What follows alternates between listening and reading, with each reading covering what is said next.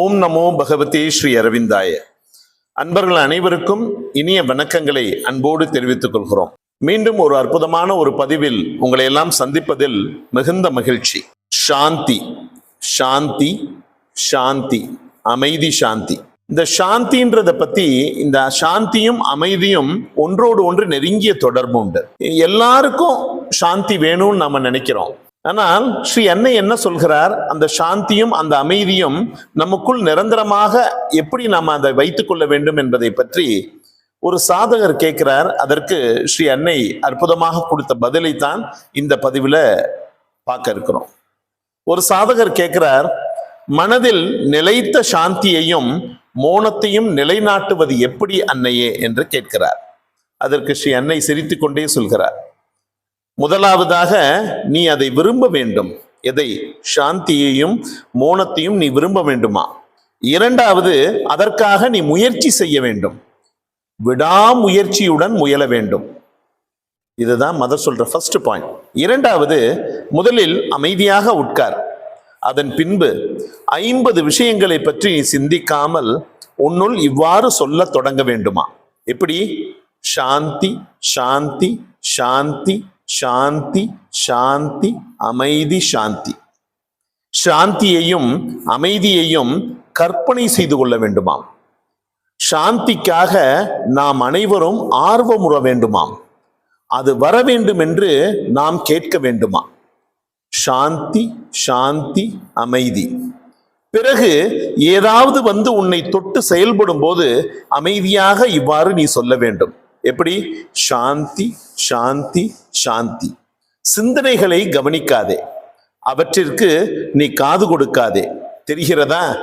வருகிறதை எல்லாம் நீ கவனிக்கவே கூடாது. ஒருவன் உனக்கு நிறைய தொல்லை கொடுக்கிறான், அவனை நீ விளக்க நினைக்கிறாய். அவன் பேசுவதை நீ காது கொடுத்து கேட்பாயா? கேட்க மாட்டாய் இல்லையா? நல்லது. நீ உன் தலையை திருப்பி கொண்டு வேறு எதை பற்றியாவது சிந்திக்கிறாய் இல்லையா? அதையே தான் இந்த விஷயத்திலும் நீ செய்ய வேண்டும். சிந்தனைகள் வரும்போது, அதாவது நம்மளை டிஸ்டர்ப் பண்ற மாதிரி சிந்தனைகள் வரும்போது என்ன சொல்றாங்க? நீ அவற்றை உற்று பார்க்க கூடாது, அவற்றிற்கு காது கொடுக்க கூடாது, அவற்றை கவனிக்கவே கூடாது. அவை இல்லாதது போல் நீ நடந்து கொள்ள வேண்டும். தெரிந்ததா? அதன் மேல் திரும்ப திரும்ப எப்படி சொல்வது? ஒரு பைத்தியக்காரன் செய்வதை போல் திரும்ப திரும்ப சாந்தி சாந்தி சாந்தி என்று சொல்லிக்கொண்டே இரு. இதை சில நிமிட நேரம் செய்துவிட்டு பிறகு நீ செய்ய வேண்டிய வேலையை செய்யலாம். பிறகு இன்னொரு நேரம் முன்பு போலவே அமைதியாக உட்கார்ந்து திரும்பவும் அப்படியே செய். காலையில் படுக்கையை விட்டு எழுந்தவுடன் இதை செய்ய வேண்டும். தெரிகிறதா? இரவு படுக்க போக முன் இதை நீ செய்ய வேண்டும். நல்லா கவனிச்சுக்குங்க. மேலும் ஒரு முக்கியமான விஷயத்தை மதர் சொல்றாங்க பாருங்க. இதோ பார், உன்னுடைய உணவு நன்றாக ஜீரணமாக வேண்டுமானால் சாப்பிடுவதற்கு முன்பு சில நிமிடங்கள் இதை நீ செய்து பார். எவ்வளவு தூரம் இது ஜீரணத்திற்கு உதவும் என்பது உனக்கு தெரியாது. சாப்பிட தொடங்கும் முன் சிறிது நேரம் அமைதியாக உட்கார்ந்து சாந்தி சாந்தி சாந்தி என்று சொல். எல்லாம் அமைதியாகிவிடும்.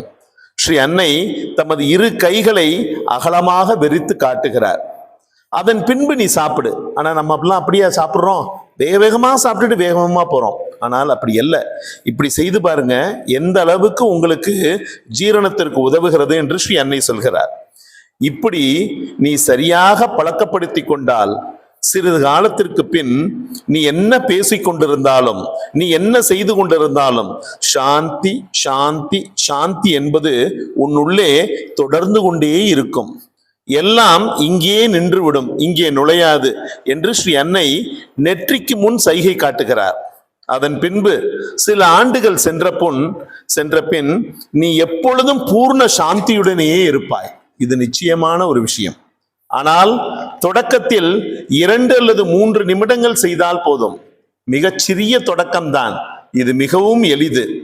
சிக்கலான விஷயமாக இருந்தால் நீ அதற்காக முயற்சி எடுத்துக்கொள்ள வேண்டியிருக்கும். முயற்சி எடுத்துக்கொள்ளும் போது நீ அமைதியை இழந்து விடுகிறாய். அமைதியாக இருந்து கொண்டு முயற்சி செய்வதும் கஷ்டம்தான். இது போன்ற பயிற்சிகளை நீ மிக எளிமையாக செய்ய வேண்டும். இது எப்படி தெரியுமா? அழகா சொல்றாங்க பாருங்க. இது ஒரு நண்பனை கூப்பிடுவதை போல் போன்றது. நீ கூப்பிட்டு கொண்டே இருந்தால் அந்த நண்பன் வந்து விடுவான் இல்லையா? சரி, இந்த சாந்தியையும் அமைதியையும் உனது நண்பர்களாக ஆக்கி கொண்டு அவர்களை அழைப்பாயாக. வா சாந்தி, வா சாந்தி, சாந்தி சாந்தி சாந்தி வா. எவ்வளவு அற்புதமான விஷயத்தை பத்தி அழகா மதர் சொல்லியிருக்காங்க பாத்தீங்களா?